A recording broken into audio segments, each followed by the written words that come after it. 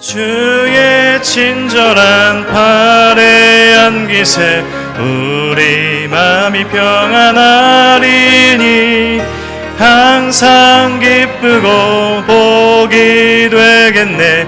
영원하신 팔에 안기세 주의 팔에 그 크신 팔에 안기세 주의 팔에 영원하신 팔에 안기세 날이 갈수록 주의 사랑이 두루 광명하게 비치고 천성 가는 길 편히 가리니 영원하신 팔에 안기세 주의 팔에 그 크신 팔에 안기세 주의 팔에 영원하신 팔에 안기세 주의 보좌로 나아갈 때에 기뻐 찬미 소리 외치고 겁과 두려움 없어지리니 영원하신 팔에 안기세 주의 팔에 그 크신 팔에 안기세 주의 팔에 영원하신 팔에 안기세. 아멘. 찬송가 384장 우리 한 찬송 드리겠습니다. 찬송가 384장 찬송입니다.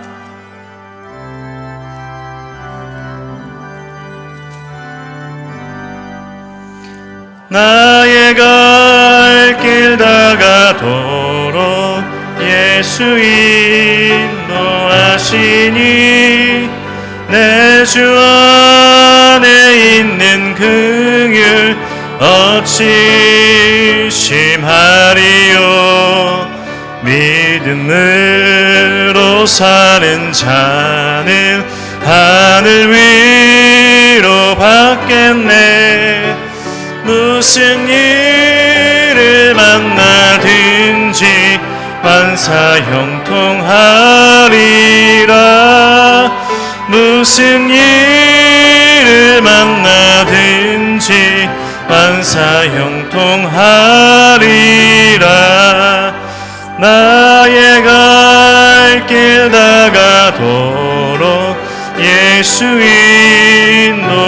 인도하시니 어려운 일 당할 때도 족한 은혜 주시네.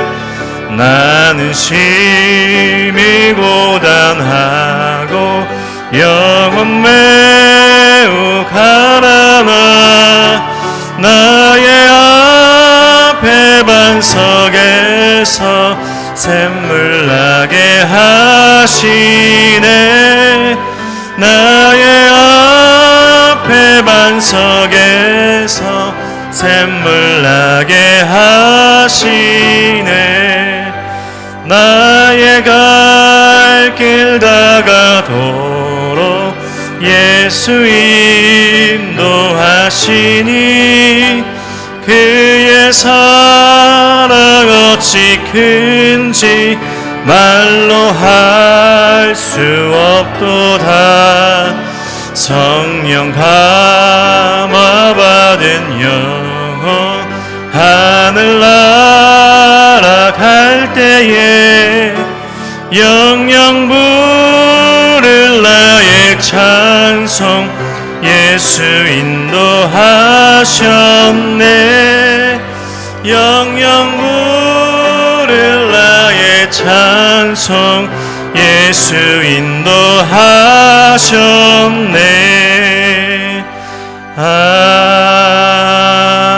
아멘.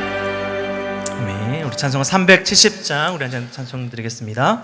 찬송가 370장 찬송입니다.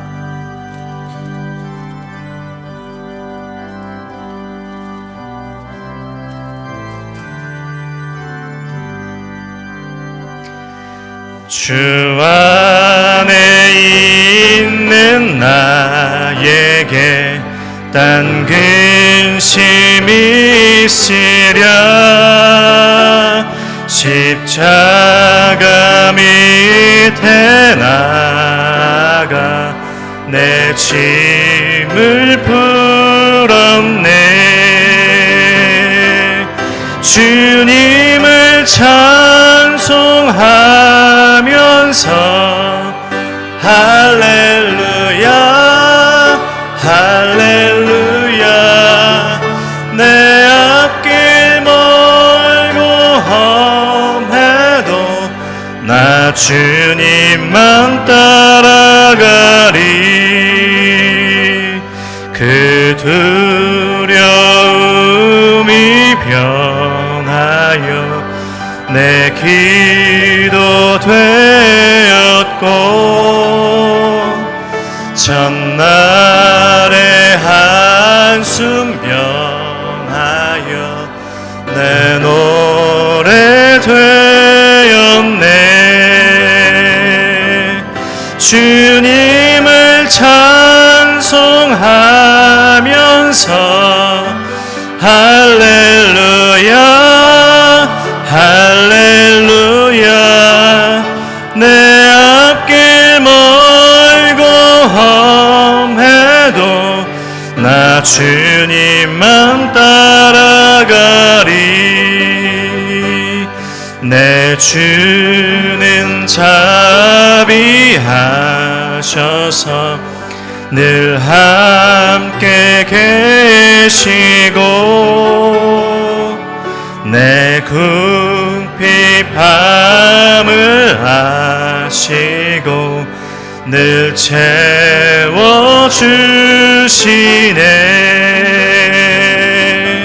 주님을 찬송하면서 할렐루야 할렐루야 내 앞길 멀고 험해도 나 주님만 따라가리. 내 주와 맺은 언약은 영불변하시니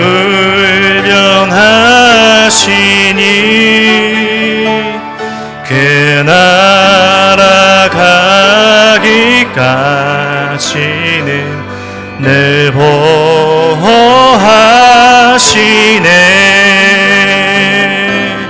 주님을 찬송하면서 할렐루야 할렐루야 내 앞길 멀고 험해도 나 주님만 따라가리. 아멘. 다 함께 일어나서 두 손 들고 찬양하겠습니다. 예루살렘아 여호와를 찬송할지어다. 예루살렘아 여호와를 찬송할지어다. 내 하나님을 감사함으로 그 앞에 나가며 주인제 앞에 경배. 예루살렘아 여호와를 찬송할지어다. 예루살렘아 여호와를 찬송할지어다. 내 하나님을 감사함으로 그 앞에 나가며 주인제 앞에 경배해. 손을 내시고 우리 함께 신앙을 고백하겠습니다. 전능하사 천지를 만드신 하나님 아버지를 내가 믿사오며 우리 주 예수 그리스도를 믿사오니 이는 성령으로 잉태하사 동정녀 마리아에게 나시고 본디오 빌라도에게 고난을 받으사 십자가에 못 박혀 죽으시고 장사한 채 사흘 만에 죽은 자 가운데서 다시 살아나시며 하늘에 오르사 전능하신 하나님 우편에 앉아 계시다가 저리로서 산자와 죽은 자를 심판하러 오시리라. 성령을 믿사오며 거룩한 공예와 성도가 실거하는 것과 죄를 사하여 주신 것과 몸이 다시 사는 것과 영원히 사는 것을 믿사옵나이다. 아멘. 우리 자리에 앉으셔서 찬송가 10장 함께 찬송 드리겠습니다.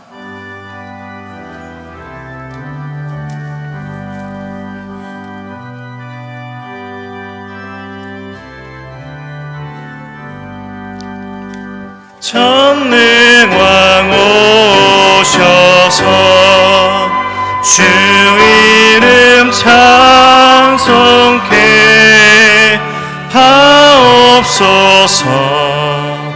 영광과 권능의 성부여 오셔서 우리를 다스려 주옵소서. 항생한 성자여 오셔서 기도를 들으소서. 택하신 백성들 복 내려 주시고 거룩한 마음을 주옵소서. 위로의 주 성령 오셔서 큰 증거 주옵소서. 전능한 주시여 각 사람 마음에서 떠나지 마시고 계십소서. 성삼위일체께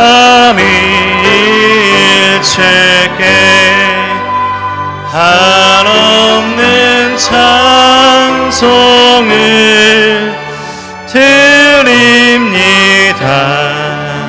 존귀한 주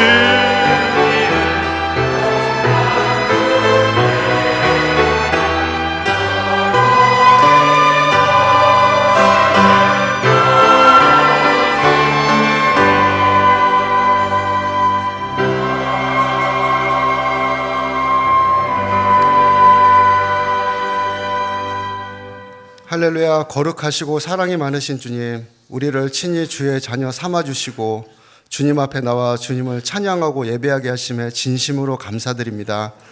이 자리에 임재하신 주님, 홀로 영광 받아주시고 하나님께서 기뻐 받으시는 신령과 진정으로 드려지는 예배가 될 수 있도록 우리를 인도하여 주옵소서. 또한 이 예배를 통해 우리의 삶 가운데 하나님의 뜻이 이루어지기를 원합니다. 저희가 처한 모든 어려움과 아픔과 문제들이 하나님의 선하신 뜻 가운데 치유되고 회복되며 진정한 자유함을 누리게 하여 주옵소서. 주님, 우리의 삶 가운데 고난과 아픔이 찾아올 때 그 고난과 아픔을 통해 선하신 길로 이끄시는 하나님의 은혜와 사랑을 깊이 깨닫게 하시고 우리가 이 교회 안에서뿐만 아니라 직장과 가정 등 각자의 삶의 영역에서 하나님의 사랑을 통해 믿지 않는 세상 사람들이 하나님의 살아계심을 알게 하시어 하나님께 감사와 영광 돌리는 삶을 살게 하여 주옵소서. 주님, 우리나라와 교회를 위해 기도합니다. 나라는 분열되고 경제와 여러 가지 어려움이 산적해 있습니다. 또한 교회는 복음의 본질이 점점 사라지고 사회로부터 사랑받고 의지받아야 할 교회가 오히려 사회로부터 미움과 질타를 받는 상황에 처해 있습니다. 주님, 우리 대한민국과 교회를 긍휼히 여겨주셔서 우리나라가 하나님을 경외하고 하나님의 사랑과 은혜로 하나 되는 나라가 되게 하시고 우리 교회들도 복음의 본질을 회복하고 하나님의 사랑과 복음을 일당에 실천하고 나누며 하나님의 위대한 사명을 잘 감당하게 하여 주옵소서. 특별히 세계 각지에서 열악한 환경과 위험한 상황 속에서도 주님의 주신 사명을 바라보며 주님의 복음을 전하는 우리 선교사님들 기억하여 주옵소서. 우리 선교사님들이 하나님께서 주시는 능력과 은혜에 힘입어 감사와 기쁨으로 각자의 사명을 잘 감당할 수 있도록 인도하여 주시고 그 가정과 사역 위에 하나님의 보호하심과 은혜와 축복이 충만하게 하여 주옵소서.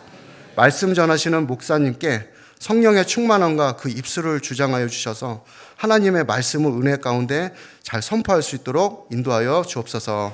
감사드리며 이 모든 말씀 예수님의 이름으로 기도드립니다. 아멘.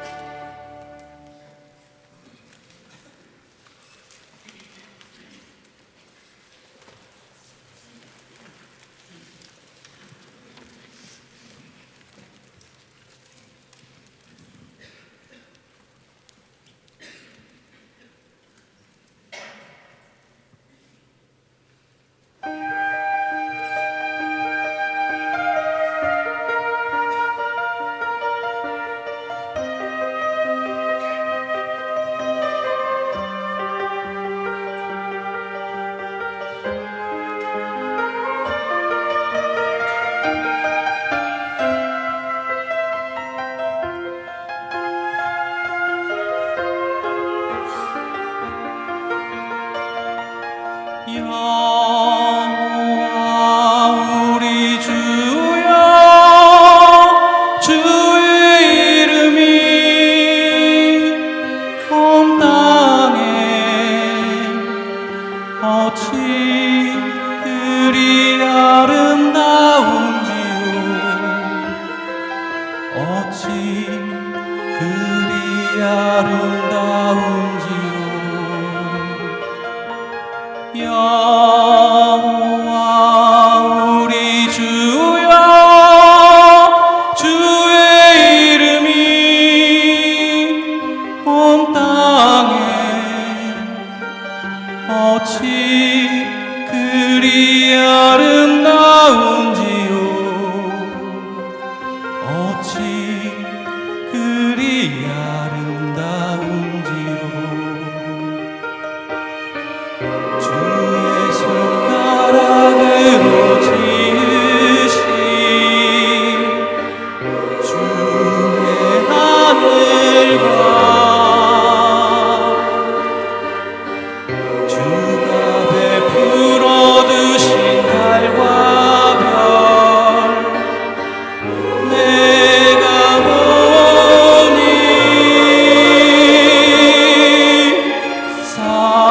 사람이 무엇이 관대 주께서 저를 생각하시며 인자가 무엇이 관대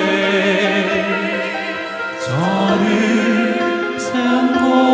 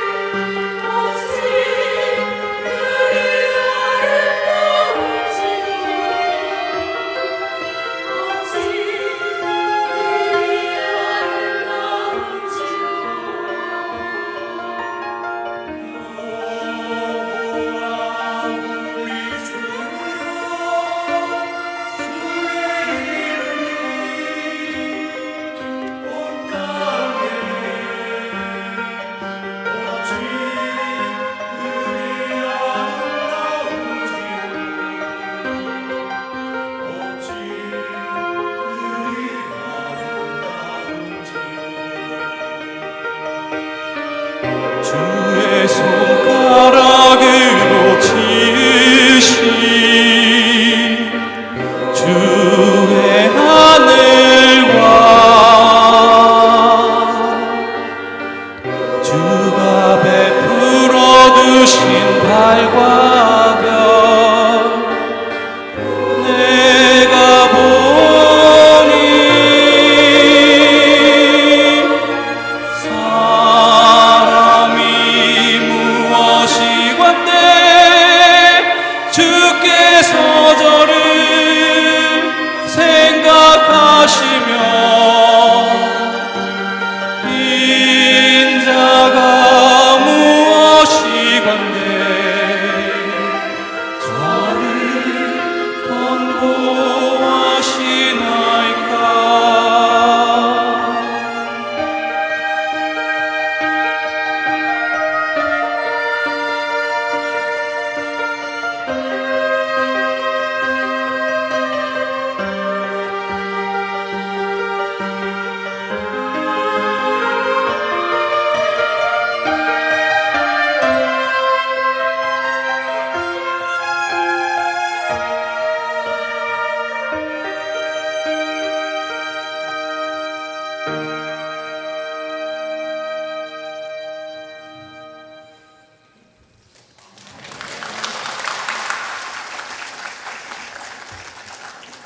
기도하겠습니다. 하나님 감사합니다. 복된 주를 허락하시고 찬송하며 기도하며 하나님께 나아가는 주를 허락하시니 감사합니다. 하나님 말씀으로 세상을 창조하시고 하나님의 그 창조 안에 하나님의 사랑과 은혜로 살아가는 우리의 인생임을 늘 고백하며 온 땅에 아름다우신 그 하나님의 이름을 높이며 찬양하며 감사하는 우리의 삶이 될 수 있도록 축복하여 주시옵소서. 그 감사함으로 드리는 헌금을 기쁘게 받아주시고 드린 손길마다 하나님의 한없는 은혜와 사랑을 베풀어 주시고 하나님의 귀한 사역에 쓰일 수 있도록 인도하여 주시옵소서. 감사드리며 예수 그리스도 이름으로 기도드립니다. 아멘. 교수식 전해드리겠습니다. 이배에 처음 나오신 우리 성도님들 또 우리 성도님들 주님의 이름으로 환영합니다. 우리 처음 나오신 우리 새가족분들은 예배 후에 새가족실로 오시면 잘 안내해드리도록 하겠습니다. 온 세대 특별 새벽 기도회가 2월 23일 월요일부터 3월 7일 토요일까지 새벽 5시 15분에 비전으로 진행됩니다. 우리 전반기를 또 기도로 시작하는 자리에 우리 모든 성도님들 자녀들의 손을 잡고 함께 참여해 주시면 감사하겠습니다. 2026년 순장교육이 오늘까지 오후 2시에 있습니다. 모든 지역장, 부지역장, 순장, 부순장님들 참석해 주시면 감사하겠습니다. 은하수 기도회가 2월 7일 토요일 새벽 5시 30분에 있습니다. 모든 교육부서의 학생, 또 교사, 학부모님들 또 이 자리에 기쁨으로 참여해 주시면 감사하겠습니다. 예배국 미디어 첫 모임이 오늘 오후 3시에 늘 푸른 교실에서 있습니다. 예배국 2, 3부 예배 안내팀원을 모집하고 있습니다. 박하연 집사님께 문의 주시고 함께 해주시면 감사하겠습니다. 늘 푸른 찬양단원 모집 중에 있습니다. 설을 맞아서 제2권사에서 먹거리를 판매하고 있습니다. 오늘과 다음 주에 판매를 합니다. 운동 및 미용 봉사가 2월 7일 오전 9시 30분에 산악나무 플러스 매장에서 있습니다. 임명입니다. 순장 임명입니다. 예단마을 부부 이다락 김순호 집사님, 조옥순 권사님을 순장으로 임명합니다. 부순장 임명입니다. 세인마을 부부 일다락 김대웅 집사님, 신지혜 집사님 부순장으로 임명합니다. 그리스가든 정기총회가 다음 주일 오후 2시에 비전홀에서 있습니다. 교인동정입니다. 세인마을 이용훈 성도님 부친상 당하셨습니다. 이번 주, 다음 주 식당봉사 향기마을이고요. 다음 주 청소봉사 별빛마을입니다. 주보에 보시면 양육 4단계 수료자 명단이 있습니다. 우리 은혜로 12주를 잘 보내고 총 25명의 양육 성도님들이 양육 4단계 수료하십니다. 설교 후에 수료식이 있을 예정입니다. 그럼 오늘 주신 하나님의 말씀 함께 찾도록 하겠습니다. 오늘 주신 하나님의 말씀 창세기 10장 1절에서 11장 9절까지 말씀인데요. 교독은 11장 1절에서 9절까지 말씀만 교독하시겠습니다. 창세기 11장 1절에서 9절까지 말씀 함께 교독하겠습니다. 온 땅의 언어가 하나요 말이 하나였더라. 예, 그들이 동방으로 온 격에다가 신할 평지를 만나 거기 거류하며 서로 말하되 자 벽돌을 만들어 견고히 굽자하고 이에 벽돌로 돌을 대신하며 역총으로 진흙을 대신하고 성읍과 그 탑 꼭대기를 하늘에 닿게 하여 우리의 이름을 내고 온 지면에 흩어짐을 면하자 하였더니 여호와께서 사람들이 건설하는 그 성읍과 탑을 보려고 내려오셨더라. 서기요 언어가 하나이므로 이같이 시작하였습니다. 자, 우리가 내려가서 거기서 그들의 언어를 혼잡하게 하여 그들이 서로 알아듣지 못하게 하자 하시고 여호와께서 거기서 그들을 온 지면에 흩으셨으므로 그들이 그것을 건설하기를 그쳤더라. 함께 읽겠습니다. 그러므로 그 이름을 바벨이라 하니 이는 여호와께서 거기서 온 땅의 언어를 혼잡하게 하셨습니다. 여호와께서 거기서 그들을 온 지면에 흩으셨더라. 네. 목사님 나오셔서 무너진 바벨탑이라는 제목으로 말씀 전해주시겠습니다. 국경을 접하고 있는 나라들 간에는 종종 국경 분쟁이 일어납니다. 상대방이 설정해 놓은 그 국경선을 니네 쪽에서 먼저 넘었다. 그러면서 이제 처음에는 작은 다툼이 시작됩니다. 돌을 던지고 몽둥이로 막 치고받고 하다가 누군가 총을 쏩니다. 그럼 좀 있으면 이게 이제 국지전이 됩니다. 이걸 해결하지 못하면 전면전까지 갈 수도 있는 거죠. 그래서 국경선은 절대로 함부로 넘어가면 안 되는 선입니다. 사람과 사람 사이에도 넘지 말아야 할 선이 있습니다. 이제 아이들이 사춘기가 되면 굉장히 자의식이 강해지고 키도 커지고 힘도 세지고 뭐 아는 것도 많아지고 그러다 보니까 자신감이 생깁니다. 그러다 보면 가끔씩 부모님에게 도전을 합니다.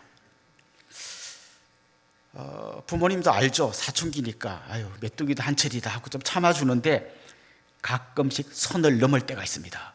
예.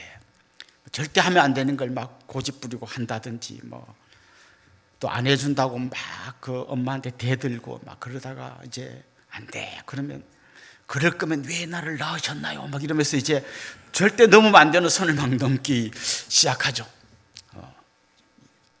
절대 이건 넘으면 안 되는 거죠. 밑에서 까불어야 되는 거죠. 하나님과 우리 사이에도 절대 넘으면 안 되는 선이 있습니다. 하나님은 아담과 하와에게 하나님이 창조하신 모든 세계를 다스릴 수 있는 어마어마한 권한을 주셨습니다. 대신에 넘지 말아야 할 선이 있었습니다. 하나님의 자리를 넘보고 하나님과 같은 위치에 올라가겠다. 이건 절대 안 되는 거죠. 그게 바로 선악과를 먹지 말라 한 하나님의 명령이었습니다. 그런데 아담과 하와는 결국 그 선을 넘어버렸습니다. 하나님과 인간 사이에 있는 선을 넘고 나니까 그 다음부터 인간과 인간 사이에 있는 선은 너무 쉽게 넘어가는 거죠. 남을 함부로 대하고 폭력을 쓰고 억압하고 심지어 사람을 죽이는 그런 일을 너무나 쉽게 하게 되는 겁니다. 결국 하나님과 인간 사이에 있는 선을 넘은 사람들이 어떤 일을 했습니까? 가인이 아벨을 죽입니다. 나중에 가인의 후손인 라멕은 자기에게 상처를 입힌 사람을 그냥 상처를 입힌 만큼 되갚아준 게 아니라 죽여버립니다. 그리고 자기 부인들이 가서 큰 소리를 치고 자랑을 하죠. 앞으로 나를 건드리는 놈은 77배로 갚아줄 거야. 이렇게 이야기합니다. 결국 이렇게 하나님을 향한 선도 넘고 사람끼리의 선도 넘고 엉망진창이 된 이 세상이 하나님의 심판날에 놓이게 되고 그게 바로 노아 때 있었던 홍수입니다. 그래서 그런 선을 넘은 인간들이 한 번 다 싹 망하고 이제 8명, 노아의 가족 8명만 남았습니다. 오늘 우리가 읽은 본문, 우리가 10장, 11장이 오늘 본문인데요. 이 10장에 보면 우리가 발음하기도 어려운 족보가 쫙 나옵니다. 족보.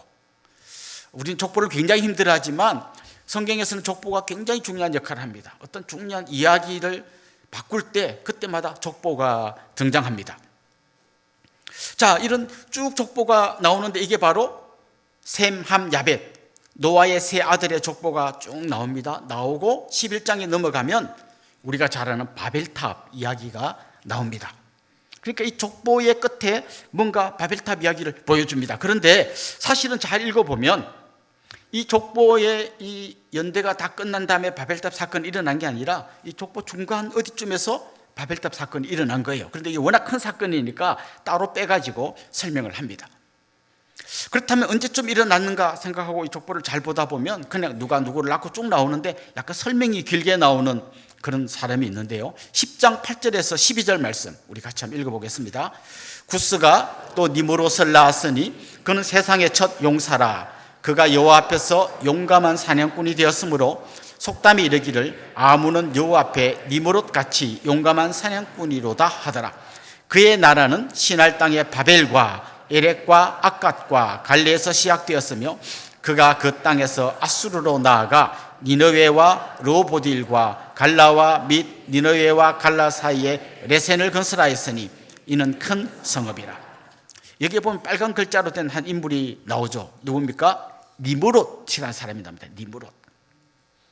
이 니므롯을 방금 성경에서 뭐라고 설명하는가 하면 세상의 첫 용사다. 보통 용사하면 대단한 어떤 전사를 생각하게 됩니다만은 사실 이 용사라는 말은 좀 원래 의미는 또 폭군적인 지배자를 설명하는 단어입니다. 무력으로 사람들 억누르고 막 이렇게 꽉 하는 이런 사람들, 이게 바로 오늘 본문에 나온 용사라는 단어의 뜻입니다.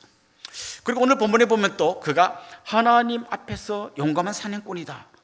하나님 앞에서라는 말이 나오니까 굉장히 좀 괜찮은 사람처럼 느껴지지만, 여기서 하나님 앞에서라는 말은 하나님께 대항하여 하나님께 맞선 사람이라는 뜻이에요. 그러니까 이 니므롯이라는 사람은 아마 대단한 힘을 가진 사람이었는데, 하나님이 보실 때는 아주 폭군이고 다른 사람을 억압하고 심지어 하나님께까지 대항하는 그런 사람이었다는 거죠. 그가 이제 사람들을 모으고 나라를 세우고 성을 건설한 이야기가 방금 우리가 읽은 이 본문의 말씀입니다. 그가 나라를 건설했던 이 지명을 쭉 보면 요즘 우리가 많이 들으면 티그리스강, 유프라테스강 그 일대 어디예요. 나중에는 이 일대에서 바벨론이라든지 아수르와 같은 큰 제국이 등장하는데, 니므롯이 세운 나라는 바로 이 제국의 원형이라고 할 수 있어요. 그 나중에 나오는 바벨론이나 아수르 같은 큰 제국은 아니지만 한 그것보다는 좀 작지만 그래도 꽤 큰 나라를 세웠다는 걸 알게 됩니다. 그리고 그가 세운 성 중에 첫 번째 성이 바벨이라는 성인데, 아마 이 성이 그가 세운 나라의 수도쯤 되었을 것 같습니다. 그러니까 오늘 이 본문을 잘 읽어보면 니므롯이 바벨탑을 세웠다는 말은 없지만 큰 나라를 이루고 대단한 힘이 있고 하나님께 맞섰고, 그리고 그가 바벨이라는 곳에 수도를 정한 것으로 봐서 아마 이때 이 사람 때쯤 바벨탑이 세워지지 않았을까, 이런 생각을 하게 됩니다. 그런데 이 바벨탑을 잘 보면 단지 높은 건축물이 아니라 여기는 인간의 힘과 야망으로 큰 나라를 세우려고 했던 어떤 폭군의 큰 뜻이 담겨져 있는데, 그 뜻 중에 하나가 뭔가 하면 하나님께 맞섰다라는 것이죠. 아담이 하나님께 넘지 말아야 할 선을 넘었던 것처럼 이 바벨탑을 쌓던 사람들의 마음에도 하나님을 향한 선을 넘어가고자 하는 마음이 있었던 거죠. 그들이 서로 이 탑을 세우면서 서로 의논을 하고 서로 주고받은 대화가 오늘 본문 3절 4절에 나오는데 제가 한번 읽어볼게요. 서로 말하되 벽돌을 만들어 견고히 굽자 하고, 이에 벽돌로 돌을 대신하며 역청으로 진흙을 대신하고, 또 말하되 자 성읍과 탑을 건설하여 그 탑 꼭대기를 하늘에 닿게 하여 우리 이름을 내고 온 지면에 흩어짐을 면하자 하였더니. 자, 우리 이 한글로 보면요 잘 표시가 안 납니다. 왜냐하면 우리 한글에는 대명사를 구체적으로 잘 안 씁니다. 그 영어를 보면 나, 너, 우리 이런 대명사를 아주 구체적으로 쓰는데요, 영어 성경 말씀으로 이 본문을 다시 읽으면 이렇죠. 우리가 벽돌을 굽자, 우리가 우리 자신을 위해 도시를 세우자, 우리가 우리 이름을 내자, 우리가 흩어짐을 면하자. 그래서 계속 나오는 표현이 뭔가 우리라는 말이에요. 그러니까 지금 이 바벨탑의 핵심 주어가 뭔가 하면 우리, 정확하게 말하면 하나님 말고 우리 인간이라는 말이에요. 좀 더 자세히 말하자면 하나님 필요 없어요, 우리가 다 할 수 있어요 라고 하는 이야기가 오늘 이 본문 바벨탑을 쌓았던 사람들의 이야기였던 거죠. 그들에게는 자신감이 있었습니다. 여러분, 자신감이란 말이 뭔지 알죠? 스스로자 믿을신, 나를 믿는 마음이에요. 나에게 대단한 능력이 있다고 스스로 믿는 것이죠. 무슨 근거로 이들이 이렇게 자신을 믿는 자신감에 가득 차 있었을까요? 오늘 방금 읽었던 그 말씀 다시 3절 한번 보면 이렇게 되어 있습니다. 서로 말하되 자 벽돌을 만들어 견고히 굽자 하고, 이에 벽돌로 돌을 대신하며 역청으로 진흙을 대신하고. 이게 이제 빨간 글자가 보이십니까? 그들이 새로운 건축 재료를 사용하기 시작했습니다. 그 중에 하나가 벽돌이에요. 벽돌로 돌을 대신하자, 이 말은 뭔가 하면 그전에는 주로 돌로 집을 만들거나 성을 쌓거나 탑을 세우거나 이런 거 했는데, 돌 대신에 벽돌을 사용하게 되었다는 거죠. 여러분, 돌과 벽돌의 차이가 어떤 걸까요? 돌은요 이렇게 네모 반듯하지 않잖아요. 일단 캐내 가지고 캐는데도 상당히 어려움이 큽니다. 그 캐낸 돌을 네모 반듯하게 다듬어야 되고, 다듬은 돌을 건축 현장까지 또 옮겨와야 됩니다. 현장에 돌이 막 엄청 많은 게 아니니까. 그리고 그 돌을 다시 쌓아야 됩니다. 그러니까 돌로 집이나 성을 쌓을 때는 어떤 한계가 있어요. 돌을 구하기도 어렵고 따듬기도 어렵고 옮겨오기도 어렵고 그걸 다시 쌓는 것도 어렵습니다. 그런데 벽돌은 달라요.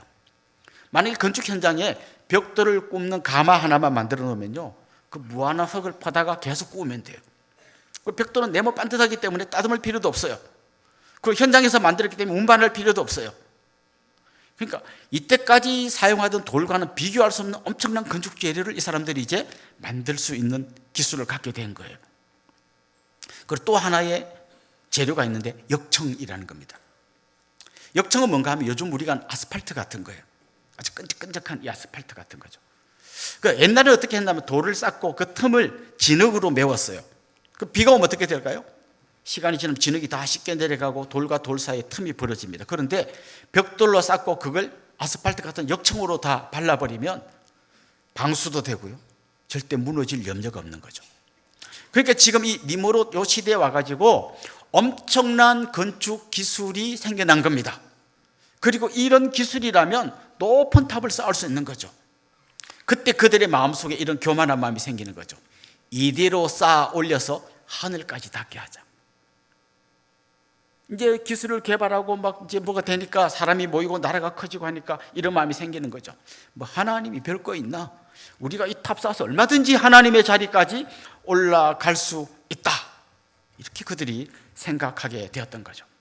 그리고 오늘 본문에 그들이 주고받은 대화를 잘 보면 왜 이 탑을 쌓나 하면 이 탑을 쌓아서 첫째는 우리의 이름을 내자. 야, 정말 대단한 사람들이다. 누가 쌓았냐? 막 이렇게 해서 우리 이름을 내자라는 거죠. 내가 박수 받고 내가 영광 받아서 하나님이 받을 영광을 자기가 다 가로채려고 한 것이죠. 그리고 그들이 또 했던 말이 있습니다. 온 지면의 흩어짐을 면하자. 이 말은요, 하나님의 말씀하고 정반대되는 말이에요. 하나님 뭐라고 말씀하셨는가 하면 땅에 충만하라. 다 흩어져서 온 땅에 충만하라고 했는데 이 사람들은 우리가 모여서 흩어짐을 면하자라고 이야기한 겁니다. 결국 이 사람들이 주고받은 대화를 잘 요약해 보면 자기 이름을 내려고 하나님의 명령에 거슬러서 흩어짐을 면하고 더 모이고 더 큰 세력을 만들고 그리고 내 이름이 더 높아지고 그래서 마침내 나의 왕국을 건설하겠다. 그걸 보여주는 게 바로 이 바벨탑이었던 거죠. 그런데 하나님의 눈으로 볼 때는 막 자기들이 대단하다 하고 막 하는데 마치 그 사춘기 아이들이 막 객기 부리는 것처럼 보였을 거예요. 그래서 마침내 오늘 본문에 보면 하나님이 그 현장으로 개입하십니다. 7절에 보면 이런 말씀이 나옵니다. 자, 우리가 내려가서 거기서 그들의 언어를 혼잡하게 하여 그들이 서로 알아듣지 못하게 하자 하시고, 이게 보면 하나님이 우리가 내려가서 이런 표현을 씁니다. 이 말을 좀 알기 쉽게 말하면 이런 거죠.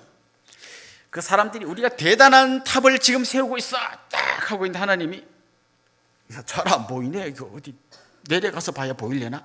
이렇게 약간 비꼬는 것 같은 말씀이에요. 이해되시죠?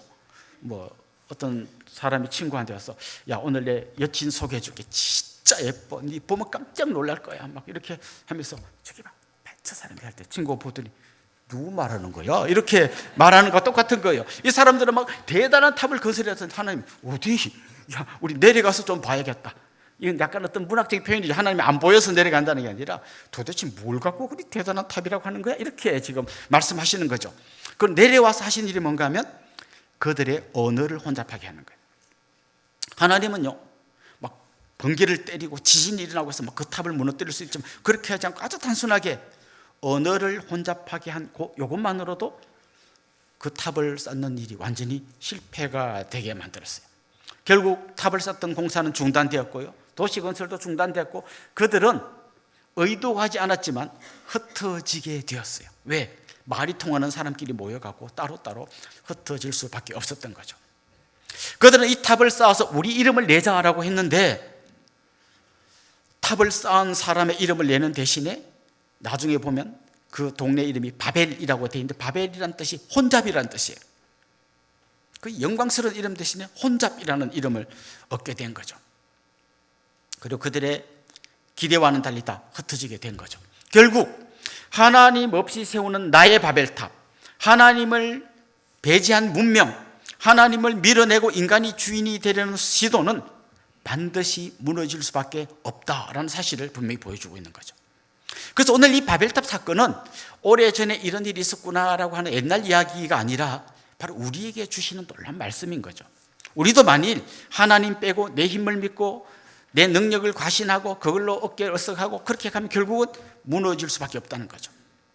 사실 사람들은요, 마치 그 중력의 법칙처럼 가만 놔두면 어떤 물건이 놓으면 땅에 떨어지는 것처럼 우리 안에는 그냥 하나님을 바라보는 마음이 좀 흐려지면 금방 나 중심의 생각을 하게 되고 행동을 하게 됩니다. 조금만 내가 뭘 잘하면 갑자기 어깨 뽕이 딱 들어갑니다. 그리고 남들이 아주 눈 아래로 보여요. 공부도 못하는 것들이, 키도 작은 것들이, 얼굴도 못생긴 게, 그냥 뭐 자기도 그렇다고 뭐 대단한 수재가 아닌데 조금 잘하면 금방 이렇게 돼요. 뭐 자기도 대단한 미인이 아닌데 또 금방 또 이렇게 돼요. 이게 우리 인간이에요. 그리고 뭔가 막 자기가 남이 알지 못하는 걸 하면 갑자기 막 대단한 자신감이 생깁니다. 그래서 사실 이제 20세기 들어와 가지고 그때 인간이 엄청난 과학 문명이 발전하면서 어깨에 뽕이 들어가기 시작했습니다. 이제 뭐 전기기관을 만들어 갖고요, 막 공장이 막 팽팽 돌아가고, 그 다음에 좀 있으면 비행기도 나오고, 이제 뭐 그 말 대신에 자동차를 타게 되고 막 이러니까, 이야, 이제 막 뭐 겁날 게 없는 거죠. 이제 우리 하늘을 날 수도 있고, 이제 말 대신에 막 우리가 만든 이 자동차를 타고 달릴 수도 있고, 막 공장도 그냥 사람 없이도 돌릴 수 있고, 막 엄청난 이런 문명의 발전에 고무되어 있었는데, 결국은 그런 인간의 그 고무된 마음이 어느 한순간에 확 무너집니다. 1차 대전, 2차 대전 일어나면서요, 인간이 만들어낸 물건이 얼마나 치명적인지를 사람들이 치가 떨리게 알게 되는 거죠. 탱크를 만들었습니다. 비행기를 만드는데 그 비행기가 전투기로 바뀌어서 폭탄을 투하하기 시작했습니다. 독가스를 품어내서 수많은 사람을 죽였습니다. 심지어 일본에는 원자탄이 떨어져서 히로시마, 나가사키가 완전히 박살이 났습니다. 우리가 대단한 문명을 이루고 우리 인간이 대단한 존재인 것처럼 생각될 때마다 이런 일이 일어나는 거예요. 바벨탑이 무너지는 것처럼 1차 대전이 일어나고 2차 대전이 일어나고 엄청난 붕괴가 일어나게 되는 거죠. 그런데 시간이 지나면 또 금방 까먹습니다. 요즘 우리는 어떤 것 같습니까? 우주선을 쏘아 올립니다. 이제 생명과학이 막 발전하면서 인간의 수명이 계속 늘어나고 있습니다. 이제 인공지능이 나오면서 앞으로 우리가 노동하지 않고 그냥 살 수 있는 세상이 올 거라는 이야기를 듣게 됩니다. 집집마다 이제 한 10년만 지나면요, 로봇이 여러분의 집집마다 있어서 빨래도 해주고 밥도 해주고 여러분이 할 일을 다 해줄 거예요. 얼마나 좋은 세상이 오는지 몰라요. 자율주행차가 나옵니다. 굳이 이제 운전할 필요 없이 차에 타서 그냥 핸드폰도 보고 잠도 자고 하는데 알아서 지가 다 데려다 줄 거예요. 그야말로 유토피아가 올 것 같습니다. 그런데 오늘 본문은 우리에게 경고하고 있는 거죠. 하나님 빼고 인간의 힘으로 뭔가 대단한 걸 해낸다고 생각할 때마다 결국 어떤 일이 일어나는지를 기억해라. 바벨탑이 무너진 것처럼 무너질 거다. 이렇게 경고하고 있는 거죠. 사실 이렇게 문명이 발전하고 과학이 발전하고 할수록 항상 뒤따라오는 현상이 뭔가 하면 하나님을 떠나가게 되는 거예요. 하나님 없이도 얼마든지 될 것 같으니까요. 이런 시대에 막 그 신앙생활하고 있는 사람들은 그 안 믿는 사람들이 볼 때는 저 마음이 연약한 사람들이 하는 행동이라고 보는 거죠. 그리고 뭔가 시대에 뒤떨어진 좀 옛날 캐캐 묵은 사람들처럼 보는 거죠. 이게 문제인 거죠. 자, 그런데 눈을 조금만 더 크게 뜨고 오늘 본문을 자세히 들여다보면 이거는 안 믿는 사람들만 향한 경고가 아니에요. 믿음의 사람이라고 하고 하나님 섬긴다고 하는 우리도 순식간에 이 바벨탑의 유혹에 빠지게 되는 겁니다. 나 자신이 중심이 되고 분명히 하나님께 기도하지만 기도의 모든 제목은 나 잘 되게 해달라는 거죠. 역설적으로 말하면 하나님, 내가 지금 바벨탑을 세우려고 하는데 잘 세우게 해주세요라고 기도할 수 있다는 거예요. 내가 자랑할 거리, 내 배부를 거리, 내가 박수 받고 영광받을 자리에 계속 앉고 싶어하고 그걸 위해서 하나님을 찾는다면 그냥 하나님은 나의 바벨탑을 쌓는데 도움을 주는 분 정도밖에 안 되는 것이죠. 끊임없이 박수 받고 싶고 끊임없이 인정받고 싶은 이 유혹이 우리를 떠나지 않는 겁니다. 여러분, 예수님의 제자들 보십시오. 이렇게 주님께 말했거든요. 우리가 주님을 위해서 배도 버리고 부모도 버리고 그냥 주님을 따라왔습니다. 다 버렸어. 다 버린 사람들끼리 늘 무슨 고민하고 갈등하나 하면 누가 더 높아지나 맨날 이거 생각하고 있잖아요. 이게 우리의 문제라는 거죠.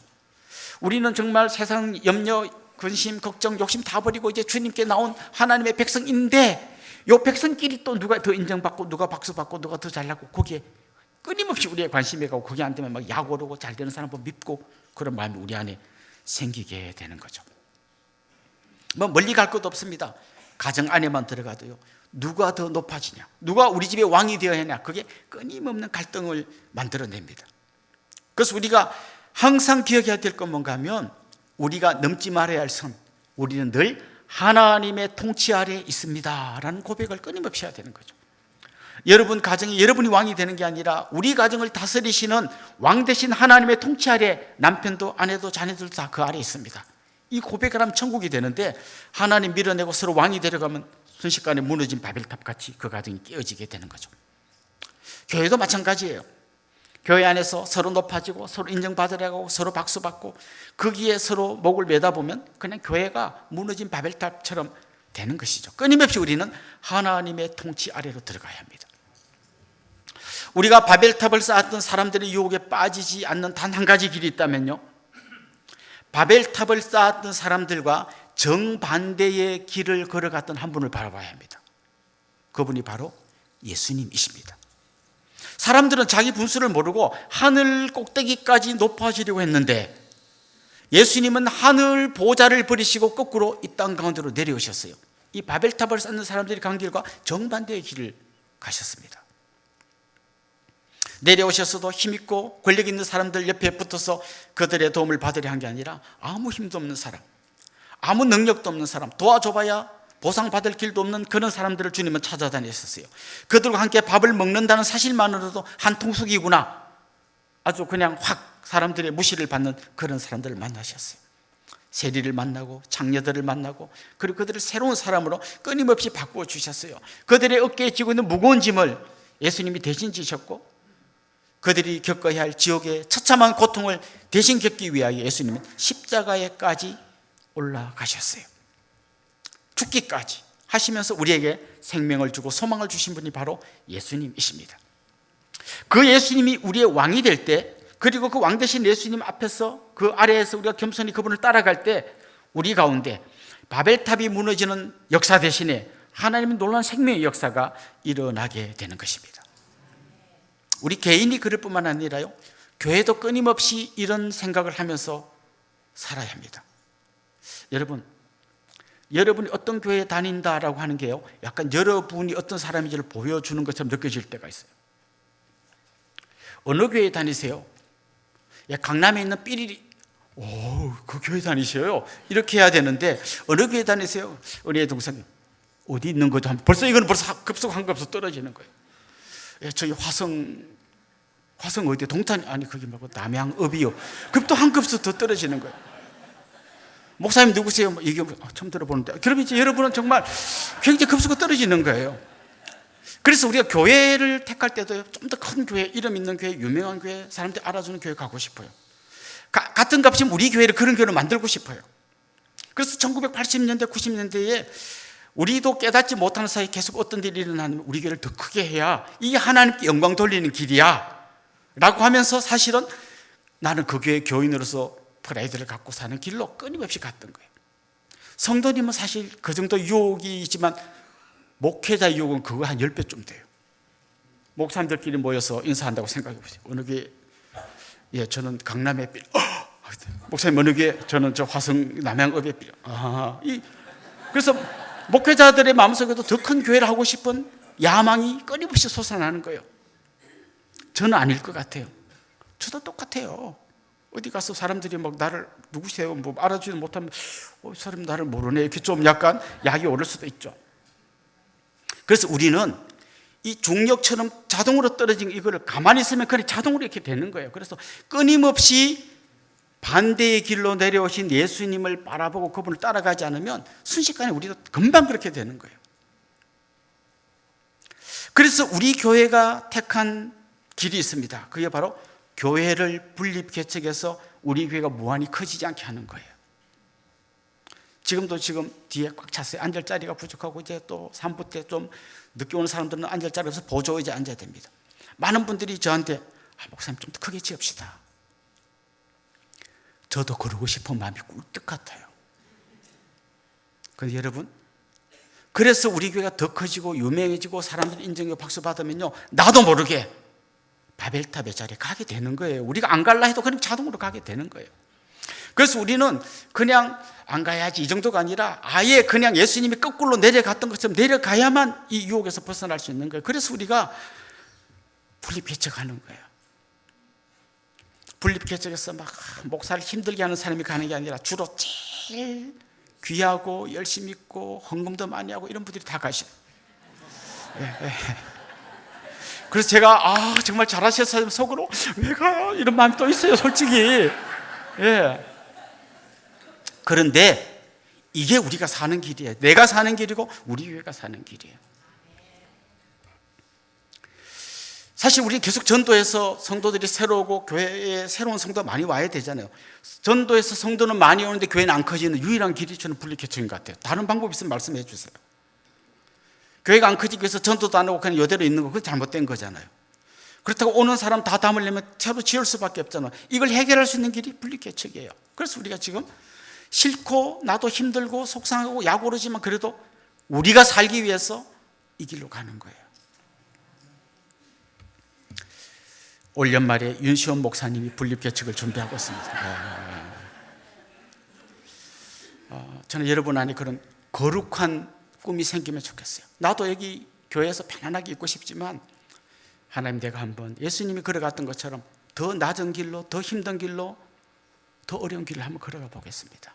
그러면서 이제 은혜의 동산교회도 더 이름이 없는데 새로 개척한 교회는 더 이름이 없는 교회로 가면서 어디요? 듣도 보도 못한 이름인데 이런 교회로 여러분이 갈 각오를 좀 해주시면 좋겠어요. 그래서 주님, 정말 우리의 바벨탑을 쌓는 대신에 끊임없이 하나님의 나라를 세워가고 싶습니다. 하나님의 통치 안으로 들어가고 싶습니다. 이 고백을 우리가 매일 할 수 있기를 간절히 소망합니다. 결국 바벨탑을 쌓던 사람의 마지막 종말은 비참한 파멸이었습니다. 그러나 예수님이 걸어가셨던 그 길은 가장 힘들고 바보 같은 길처럼 보였지만 수많은 사람을 살려내는 생명의 길이었습니다. 왕의 통치 안으로 들어갑시다. 거룩한 하나님의 백성으로 겸손히 그분 앞에 무릎 꿇고 엎드리는 여러분들이 되시기를 주님의 이름으로 축원합니다.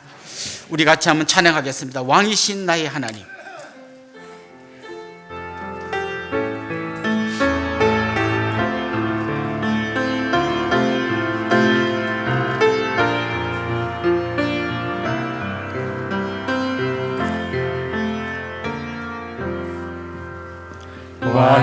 왕이신 나의 하나님,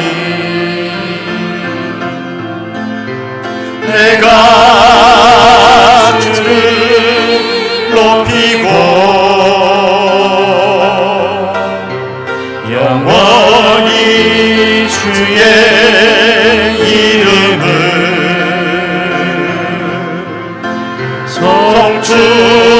송축하리. 왕이신 나의 하나님, 왕이신 나의 하나님,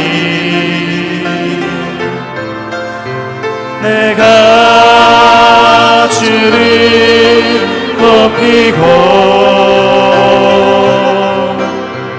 영원히 주의 이름을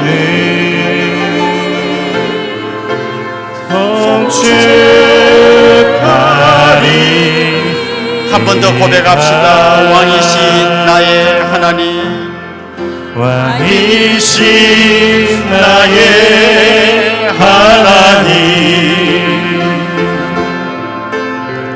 내가 주를 높이고 영원히 주의 이름을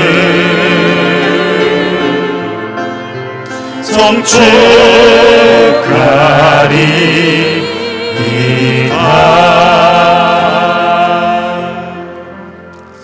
우리 말씀을 생각하면서 같이 한번 기도합시다. 내가 나의 성을 쌓고 나의 탑을 세우고 내 이름을 내면서 살려고 하지 않았는지 돌아봅시다. 그리고 이렇게 기도합시다. 주님, 나의 바벨탑을 세우는 대신에 왕 대신 주님의 통치를 받게 해주십시오. 저는 십자가 뒤에 감춰주시고 주님의 이름만 높이는 주님의 백성으로 사는 복된 인생 되게 하옵소서. 우리 이런 제목을 한번 합심해서 통성으로 기도하겠습니다. 살아계신 우리 하나님 아버지, 오늘 말씀의 거울 앞에 우리 자신을 비추어 봅니다. 나의 성을 쌓고 나의 탑을 세우고 내 이름을 내면서 살려고 했던 우리의 어리석음을 주님 앞에 고백합니다. 주님, 이 시간 기도합니다. 나의 바벨탑을 세우는 대신에 왕 대신 하나님의 통치를 받고 하나님 나라 백성으로 든든히 서게 하여 주시옵소서. 내가 박수받고 내 이름을 드러내고 내가 영광받는 그런 사람 되지 않게 하여 주옵소서. 우리를 주님의 십자가 뒤에 감추어 주시옵소서. 주님의 이름만을 높이며 주님의 백성으로 살아가는 귀하고 복된 믿음의 사람 되게 하여 주옵소서. 하나님 아버지, 나의 성을 쌓고 나의 탑을 세우고 내 이름을 내면서 사는 인생 대신에 겸손히 왕 대신 하나님의 통치 안으로 들어가 하나님 나라의 백성으로 살게 하여 주옵소서. 예수님의 이름으로 기도드리옵나이다. 아멘. 우리 양육 4단계 수료자들의 특성이 있겠습니다.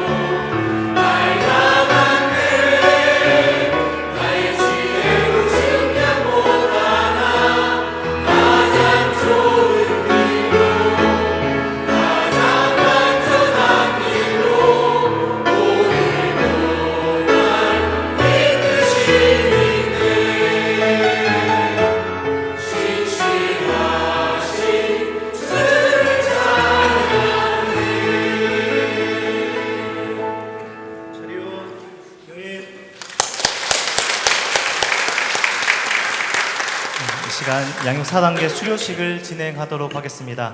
2025년 11월 4일부터 2026년 1월 25일까지 12주간 3개월간 우리 4단계 훈련 받으신 분들은 화요일 오전 여성반 10명, 화요일 저녁반 여성반 7명, 주일 남성반 8명, 오늘 수료하신 분들은 총 25명입니다. 주보에 우리 성함이 잘 기록되어 있는데요. 이 시간 수료자 대표로 김진희 집사님께서 수료증을 받도록 하겠습니다. 우리 김진희 집사님 강대상 앞으로 이동해 주시고 우리 모든 수료자분들은 강대상을 바라봐 주시면 감사하겠습니다.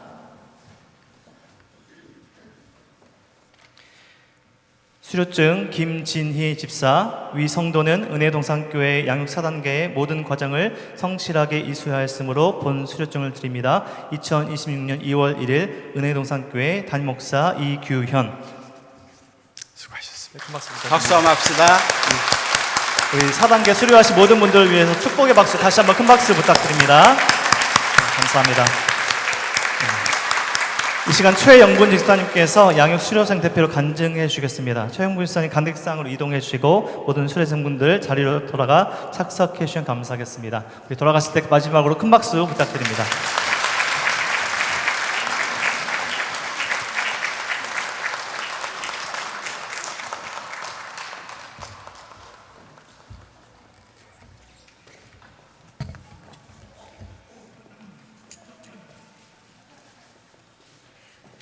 보도마을 최영분 집사입니다. 양육 4단계를 시작할 때는 끝까지 못 가면 어떡하지라는 불안이 있었습니다. 화요일 밤반에서 저를 반장으로 지명했을 때 도망하고 싶었지만 그 자리에 순종하였기 때문에 끝까지 왔고 지금 이 자리에서 발표까지 하게 되었습니다.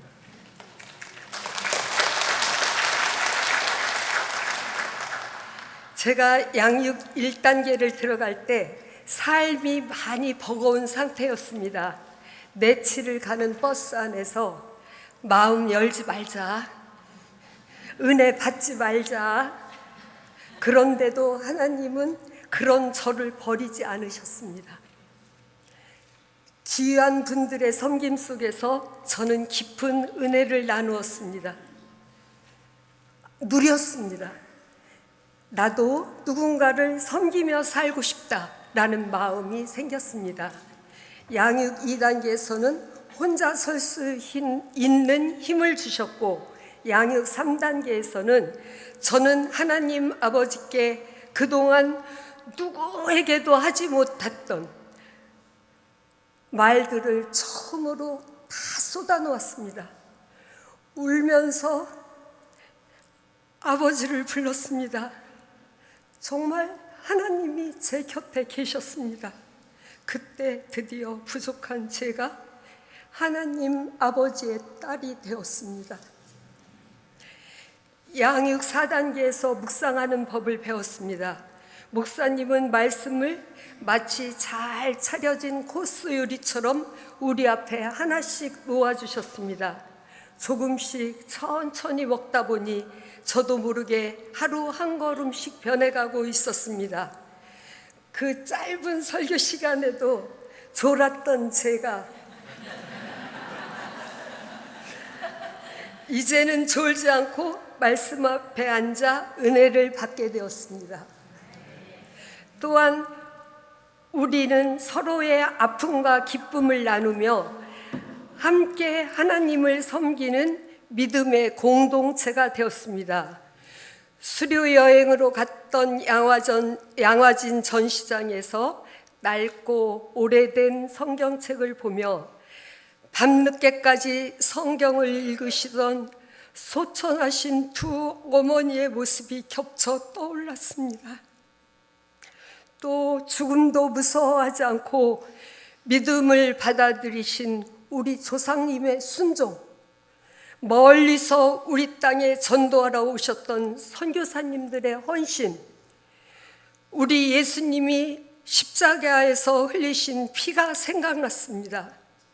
그 이후로 성경 말씀은 더 이상 글자가 아니라 제 삶을 붙드는 말씀이 되었습니다. 이제 새벽 기도 때 주시는 말씀이 하루를 살아갈 힘이 되었고 세상 속에서 그리스도인으로 살아갈 용기가 되었습니다. 지금 고백합니다. 제가 여기까지 올 수 있었던 것은 제 믿음이 아니라 하나님의 오래 참으심과 기다리심 때문이었습니다.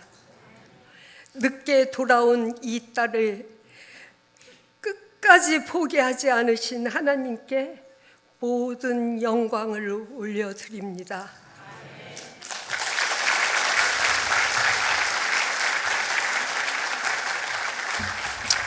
한 번 더 뜨거운 박수로 격려해 줍시다.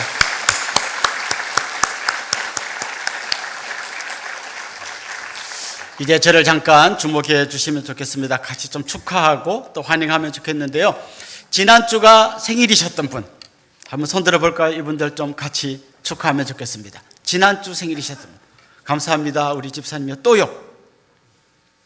지난주가 결혼 기념일이셨던 분, 이런 분도 한번 같이 일어나 보실까요? 네. 뒤에도 계시고 중간에도 계십니다. 앞에도 계시고요. 또 오늘 혹시 우리에게 처음 오신 분, 등록하기를 원하시는 분, 그런 분도 한번 용기를 내셔서 일어나시면 저희들이 같이. 네, 감사합니다. 중간에도 계십니다. 일어나시죠. 예, 우리 이분들 주님의 이름으로 환영하고 또 축하하도록 하겠습니다. 아주 먼 옛날.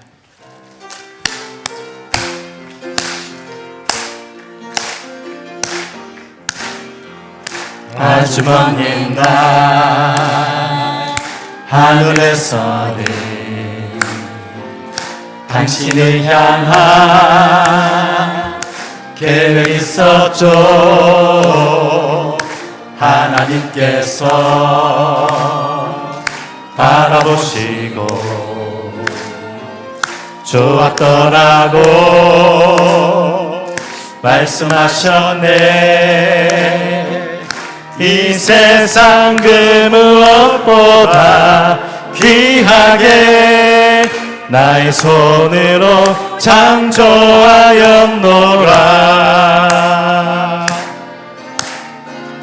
내가 너로 인하여 기뻐하노라. 내가 너를 사랑하노라. 사랑합니다. 축복합니다. 사랑해요.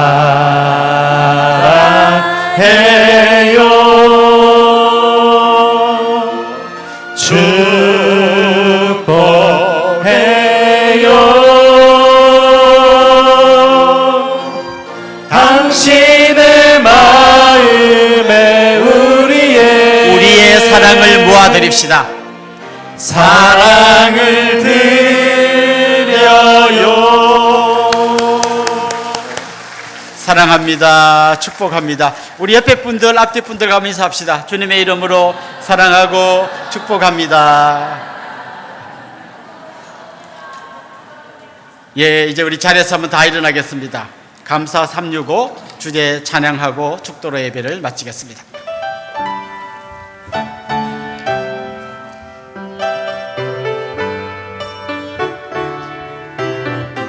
오늘 우리를 이곳에 두신 특별한 하나님 계획 함께 하심에 그 무엇도 감사로 고백해요.